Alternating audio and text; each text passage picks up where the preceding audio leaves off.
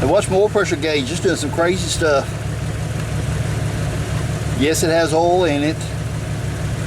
It's been doing this for a couple weeks, and this is the first time I've seen it bounce back and forth like that.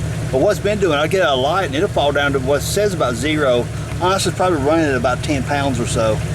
But even when it falls down and sets all the way down, like right now it keeps jumping back and forth, and it hasn't done that yet. There you go, I think it's settled down now. It's set just a little above the 0 mark. Now, how accurate is that? I have no idea. But let's just say that my oil pump died. Hypothetically, you just say the oil pump died. The engine runs still fine right now. I've got no lifters clacking, so which leads me to believe that my oil pump's fine. But my gauge has been doing this right here, and like I said, it's the first time I've seen it dance around like it was doing a moment ago. Well, I was just got back. I had to take a little drive. The whole time I was out and I'd stop at a light, it'd be sitting about up in here. All of a sudden, it'd just go fall over. But whenever I take off again, the RPMs would get up and jump right back up. It's leading me to believe that my oil sending unit's bad. Because right now it's showing that it's got like almost no oil pressure, but even though it is hopping up a little bit. But my lifters aren't clacking. I mean, I got no strange engines, noises. So I'm really leaning toward it being a oil pressure sending unit.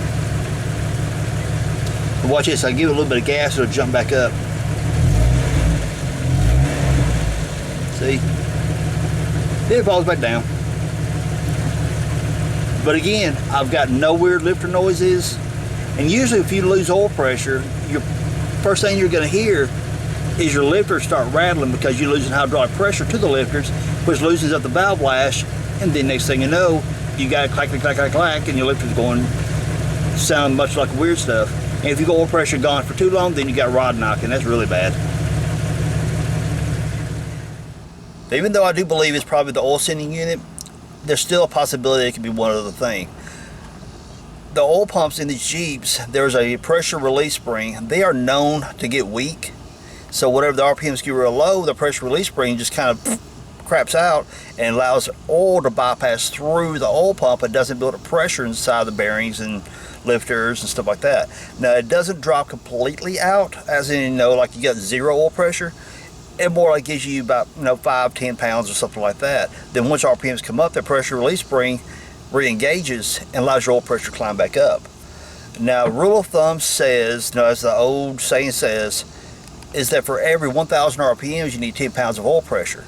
Well, if that being true, and this set oil pressure release spring inside the oil pump, and it's only allowing about 10 pounds of pressure at idle, well, I idle somewhere around 700 RPMs or so. So I've gotten, per that, every 1,000 RPMs is 10 pounds.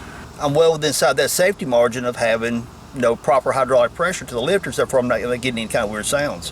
Going down the road, once I get taken off, as you've seen when I blip the throttle, oil pressure jumps back up. And again, it's that whole thing about, that pressure release spring could be re-engaging or receding and allowing the oil pressure to come up where it's supposed to. There is that possibility, but the most simple thing to do first is change out the oil pressure sending unit, because 22, 23 bucks for this part right here, and it only takes probably, 20 minutes to change it out, versus if you go straight for an oil pump first, you got to drop the oil pan, gaskets, pay for the, you got to pay for the gasket, then you got to pay for the oil pump. It's just a lot more of a headache to go that route first. So unless you're getting a crap load of noise coming from the engine, whenever the oil pressure drops, go for the oil sending unit first. And if this doesn't fix it, then we'll do an oil pump later. Cool? Let's get on with this. Well, actually, I'm going to let this thing sit for a while and cool down because it's hot. I just got back. Now, where's this oil sending unit located? It's right down here.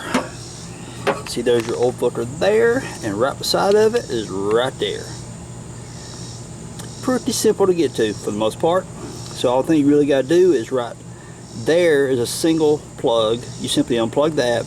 Right there is a 9/16 wrench, so you just take it out. Unplug that, 9/16. Pretty simple. Grab it and simply pull. Boom, that's all there is to it. Then get on down here with your 9/16, slide it on there like that, and loosen it baby up and take her out. Once you get it quite a bit loosened up with the wrench, just simply take your hand. More times than not, you can simply unscrew from there.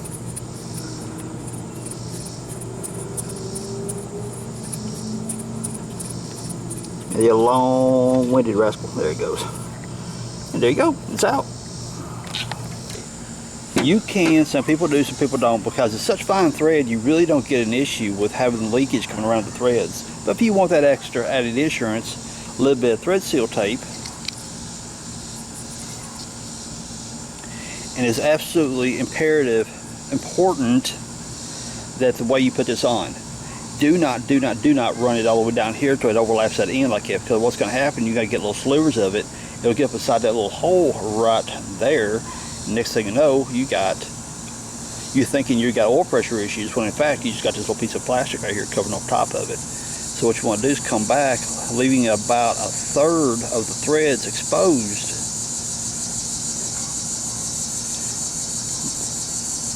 Then wrap a layer around it. And also notice the direction I'm turning it. I'm pretending like I'm screwing this into the fitting down there as I'm holding the tape, because then it orients the tape in the proper direction.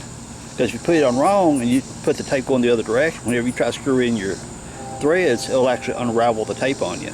So see, I've got a little bit of exposure right here, so whenever I screw it in, it's going to compress the tape down inside the threads and give you a little bit extra of leak protection. Alright, let's get this rascal screwed in.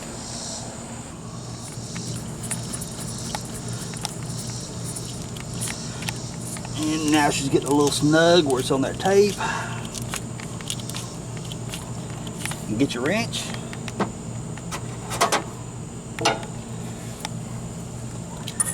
And tighten her up. Got the oil sealing unit tightened up. Got the plug put back in place. Install is complete. So if you guys learned a little something from this video, hit me with that thumbs up, subscribe if you haven't, leave some cool comments down below, and I really appreciate you hanging out with me. Peace out. Later, y'all.